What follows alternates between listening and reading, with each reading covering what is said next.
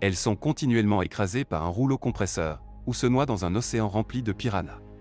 Devant le juge, Shu Gang, le gardien Chu énumère tous les travaux qu'Ong a accomplis pour prouver qu'il n'a jamais été paresseux ou vaniteux de toute sa vie et a toujours aidé les autres où qu'il aille. On y voit alors des images du passé de Ong, affrontant des ruches de dangereuses abeilles, sauver des animaux d'une rivière, ou encore sauver un chagrincheux au péril de sa vie. Le juge a été tellement ému par les contributions d'Ong qu'elle ordonne au procureur de construire immédiatement une statue en son honneur. Cependant, quand elle lui demande la raison de ses actions, celui-ci répond « l'argent ». Déçu par la réponse de l'homme, le juge change alors son verdict. Ses actions étant intéressées. Elle ordonne alors au procureur d'accomplir la sentence. La barque sur laquelle se trouve Ong avance alors sur les bords de la rive. Rim et Mac sautent alors dans l'eau et supplient la déesse d'examiner de plus près sa vie. En effet, Ong travaillait pour l'argent mais il a eu une vie dure, multipliant les jobs et ne s'accordant aucun jour de repos. La raison pour laquelle il travaillait si ardemment pour gagner de l'argent était parce qu'il vient d'une famille extrêmement pauvre et soutenait sa mère très malade et son petit frère.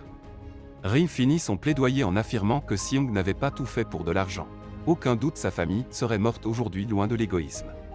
Après avoir réalisé les véritables motivations de l'homme, la déesse le déclare non coupable, car il voulait simplement aider sa famille. Direction le prochain tribunal. Durant leur trajet à travers les forêts du monde souterrain, faites de branches tranchantes comme des rasoirs, ils remarquent qu'ils sont poursuivis par de nombreux monstres. Les gardiens sortent les armes et combattent de leur mieux les créatures. Le combat est rude et violent.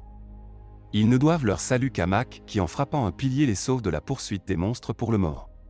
Mac lui explique que cela ne se produit uniquement lorsqu'un membre de la famille proche décède et se transforme en esprit vengeur, apportant le mal au monde des vivants. Ong s'inquiète alors du possible décès de sa mère. L'unique façon de calmer un esprit vengeur est de trouver le corps et de le brûler. Afin d'éclairer la situation, leur chef Rim quitte le groupe et décide de rendre visite à la famille d'Ong pour investiguer. Il se rend chez la famille de Ong, sous le prétexte de venir donner ses hommages, remarque que la mère, qui est muette, est clairement en vie. Il en déduit que l'esprit est So-woo, le jeune frère de Ong. Il le confronte sur l'autel mortuaire de son frère où son esprit se cachait. Rim l'interroge sur les circonstances de sa mort mais l'esprit fuit, suivi de près par le gardien. S'envolant à travers la ville, Rim essaie d'arrêter l'esprit. Après un choc, il finit par perdre sa cible. Rim entre en contact avec les gardiens et Ong et leur dit que toute sa famille va bien, ce qui rassure le soucieux jeune homme. Hors de l'écoute de Ong, il apprend la vérité aux deux autres gardiens et leur dit de garder le secret pour le bien du procès.